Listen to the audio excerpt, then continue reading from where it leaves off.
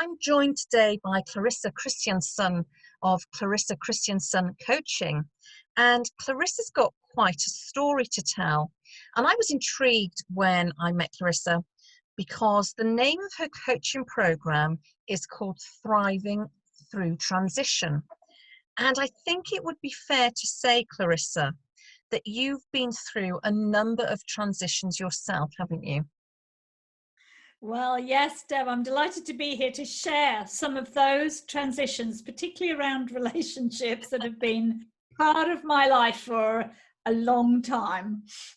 Now, I was absolutely fascinated to read the information you sent through to me about your relationship background, and actually quite honoured and humbled that you're prepared to share so openly and candidly with me. So thank you for that in advance, because it makes my job a lot easier, but it also helps other people who perhaps don't feel the same openness about their own relationships and are perhaps carrying some shame. And I love that you've just said, you know what, this is what happened. And talk me through it, because you said you've been married 3 times, you've had many casual flings, and then you spent 5 years celibate and refinding yourself. So can you talk me through sort of that process, and from your first marriage, and you don't have to go into the whys and wherefores, but certainly how each one led to the other and what periods of transition were between each one, if you will. Yes, so I met and married my first husband when I was 23. I was new out of university, and I met a much older man. And obviously we might dive into the reason of why an older man was so appealing to me, but he was a very attractive, very powerful man. And we married a few years into our relationship. So we lived together and had this relationship, and it was a really good friendship, I can say that. But I started to study my PhD in the middle of that relationship, and things really changed for me. I wanted more from life, and he wanted a different life. Some of that was the 17, 18-year age gap. But he was quite happy to, have a settled life, live in a small house, go to the pub, play sport. And that was kind of his vision of what was okay. And I suddenly realized there was a bigger world. And we came into conflict with each other there.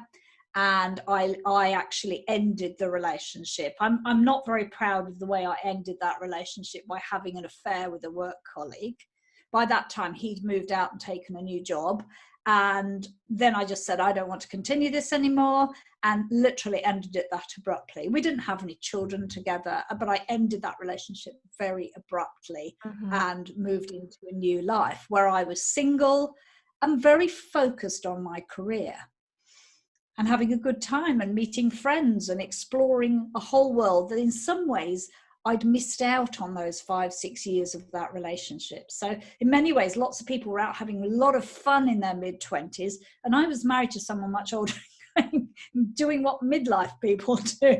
Absolutely. And I mean, you work with midlife people, that is a massive transition in people's lives anyway. But I think we can both speak from experience that being in your 40s is very different to being in your 20s. And it's only when you get to that age that you recognize how different your life can become. So I can imagine that was quite a test in relationship. That's not to say relationships with large age gaps don't work, but they don't work for everyone, I think. So no, and I think if I'd had less sort of ambition around career and traveling and doing things, that probably would have been okay. Yes, absolutely. So what happened then? You ended that relationship quite abruptly, as you've said, and you started to enjoy the single life. So what next? So I focused on my career, and I wasn't looking for a relationship. So I kind of had casual relationships, and some of the relationships I had with people were people who were not available. People who were maybe separated from their partners, or who didn't really want a lasting relationship. And during that time, I actually moved from the location just outside London to living on the Wirral. I took a much bigger job and moved up there. And somewhere in my mid-30s, I thought, oh, maybe being single isn't all it's cut out to be. Maybe I should go on some dates or go on one of these single nights and see if I can meet somebody, nice, whatever that means.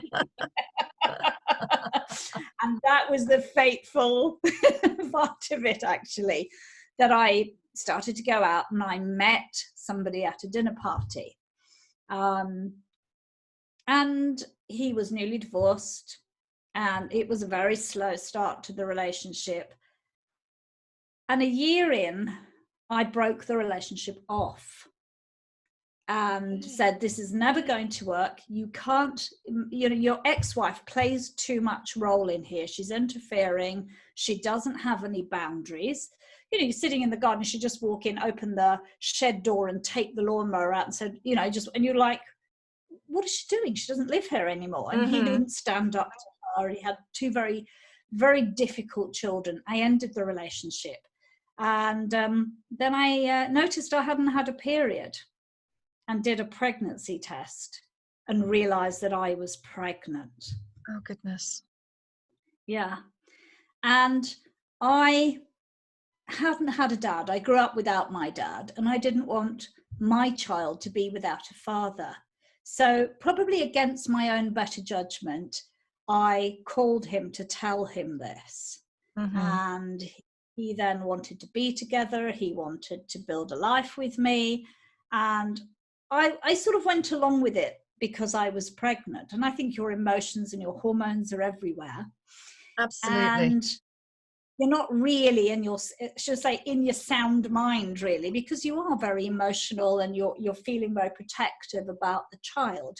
And he renovated the farmhouse that he owned, and it was all, going in the sort of right direction. And on the day of the wedding, I nearly couldn't go through with it.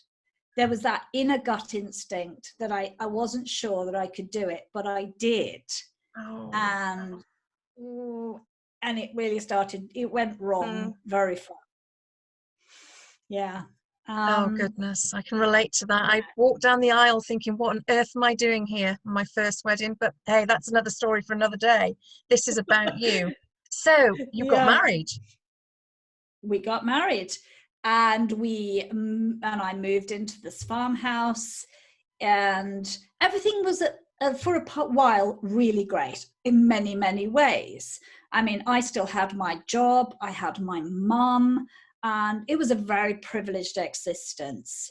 And at that stage, my husband was making a lot of money, and we were living quite a nice, comfortable life, jetting about, and it's a country life. It's not my life. I'm born in London, but, point to point horse racing and fancy dinners and very social. So in that sense, it was a lot better than my first marriage. It wasn't as restrictive, but in a sense, there wasn't a meeting of minds, and he wasn't comfortable with my job where I traveled around the world and my role was growing and growing. And then unfortunately, something happened that was out of our control. And I don't know if you remember this, but at one stage, dairy farmers in the UK used to get 29 pence a litre, which is quite a lot of money. And that dropped overnight to 14 pence. And all the cracks in his business just opened right up. Oh. It created a family feud. His father had died. His mother put money in the business. She was a part owner in the business. Don't say she didn't like me, but she didn't understand me. So there was all these family dynamics and feuds and difficulties. And I just felt like I wanted to leave. I wanted to run away and take my child and run away. But where was I supposed to go? I said to my mother, I want to leave. And she said, where are you going to go? I said, I don't know, back to my house. And she said, well, maybe it's not all that bad. So she persuaded me to stay. Well, unfortunately, we got to a bank foreclosure on the farm. And his solution to life is to look at the bottom of a bottle at this stage. Yep, as sometimes people do, and a lot of his vulnerabilities appeared. He was probably suffering from depression. He didn't reach out for the help, and I was just paddling to keep my head above water. The farm was sold, There was no money left. His mother picked up the pieces and we moved to another house. He had started a small innovative business, and small businesses that require a lot of capital and don't have a lot of cash flow. Yes. We know where that's going to. Exactly. I tried to help him, and the real final straw was my mother got Alzheimer's, and my sort of pillar, my rock was gone. And everything crashed and burned around me. We sold that house. We had to move into my mother's house when she was in hospital, and our relationship was just frayed. There was nothing left to hang a hat on. Yeah. So of course eventually you did leave that relationship, didn't you? And you didn't just go and find a new house or new flat somewhere. You took some quite drastic action. I did. I realised that we were never going to move forward if we kept on this hamster wheel. We would just... My mother passed away at that stage, and she left me sufficient money that I could have bought a house on the Wirral outright. Absolutely. I could have bought a house. I could have gone back to work. I had some job interviews for a job in Manchester, but my heart wasn't in that, and I wanted to shake it out. And I said, why don't we go overseas? Give ourselves some space. You license out this business, work out what you're going to do in life, and I'm going to go back to my career and drive it forward because that's what I'm good at. And I was a very good senior consumer insights leader. And I said, it'll be better for Thomas. And I actually was offered a job first in Bangkok as a managing director for a very proactive market research company. And they really wanted me. And he just refused. He was like, I'm not moving to Thailand. And I was like, okay, what do we do? And I said, let's take a job in Australia. And I took a job in Australia. And he came with me, and we packed up our home. And 3 weeks later, he turned around and said, I don't want to do this. I'm going back to the UK. My goodness. So that was it. And then what happened?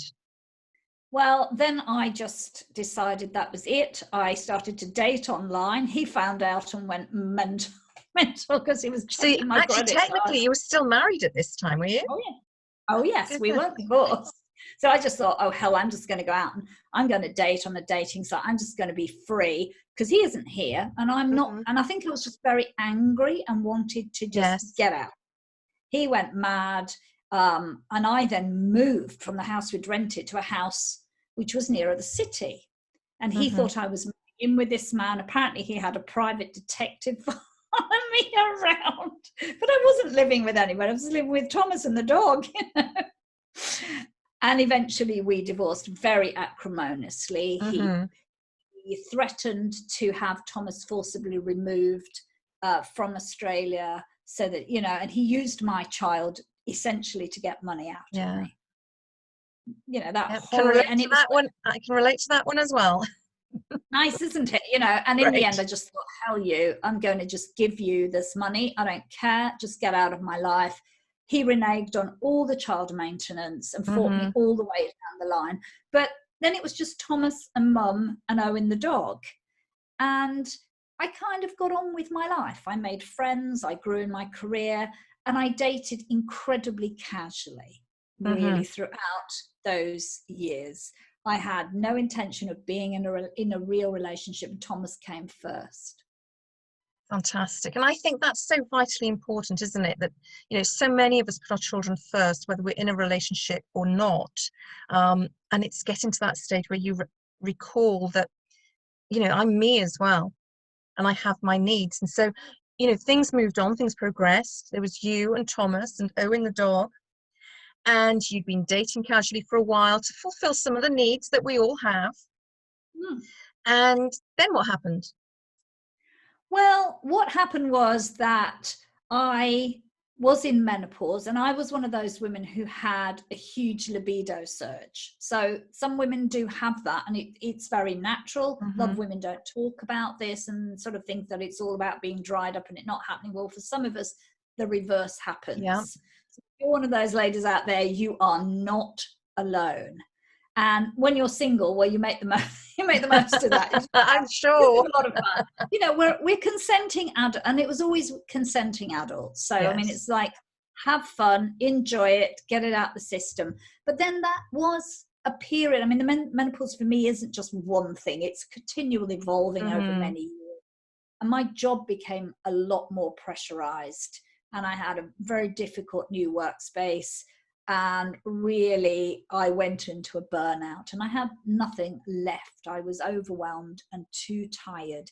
And that's when relationships just needed to end, because I needed to heal myself and where I was at, and start to heal body and mind and soul, and decide what I really wanted to do in my life. And you decided that that was coaching. That was coaching. And really, it started off with mindfulness teaching. That's where the journey started. But then it evolved into recognizing that there was this group of women who were like me, who weren't really being met by the menopause kind of symptom coaching part of it. And I wanted to work with women who had, it's whole life coaching really, but it happens to be at this time of life. So that became really my focus, to get myself in a position that I could stick two fingers up to the job I didn't like and actually move my life forward. And of course, Thomas was growing up by that stage. He finished school, and in the middle of his gap year, he'd planned to go to the university in Canberra, and he turned around and said, "I'm going to Leiden in the Netherlands, Mum." And I was like, well, okay. I was a bit surprised, Yes. Have a change of heart, a 2 months or something like that before you're about to go. But he changed his mind and he went off to Holland. And then I had to really sit back and think, how do I want to live my life now? The person I've put a lot of energy in, and still do, I mean, he's my son, has gone. So where to next? Do I want to stay in Australia? And there's a lot about there that I love. I love the lifestyle. But I'm a long way from my son, and I'm a long way from my sister, who's really my only other family member. So I decided that I would return to Europe, and that's what I did, and came to Sweden for a reason, that my mother was Swedish. So when I arrived here, I knew that, here was a place I could live. Absolutely. That's incredible. That is it. So here I was. Yeah. Fantastic. And of course, you have a new partner now. And now I have a new husband, but we're married more because of Brexit. That sounds terrible, but we didn't get together because of that. But I did actually meet a wonderful man. I decided that I, after many years, could take small steps without expectation to see somebody I could just have an enjoyable relationship with. I didn't set out to seek a long-term partner, but to have somebody to talk to have as a companion. And I went on Tinder for the first time ever. Oh my goodness, I've not even been on Tinder. I mean, why would I? I wouldn't. My partner would think there was something wrong if I suddenly said, "Oh, I'm going on Tinder. Have a look at this." But I've heard plenty about Tinder. Sorry? It was an experience. I'm sure it was. But then suddenly this nice man popped up in my feed, and I thought, oh, well, we chatted, and we met at an art gallery, and I thought, well, that's so nice. And there was a real meeting of minds. I think that's it. And my partner's had a lot of issues in his life related to his mental health, and he was on a road to recovery from some really difficult times. So, but he's always been very transparent with me, and I really fell for this beautiful person despite the surface vulnerability, and we got to know each other. And then, of course, Brexit rears its ugly head. And I said, well, what happens if all this goes wrong and I can't stay? Because we don't know, because it's always like this unfolding drama. And I said, I don't want you to leave here.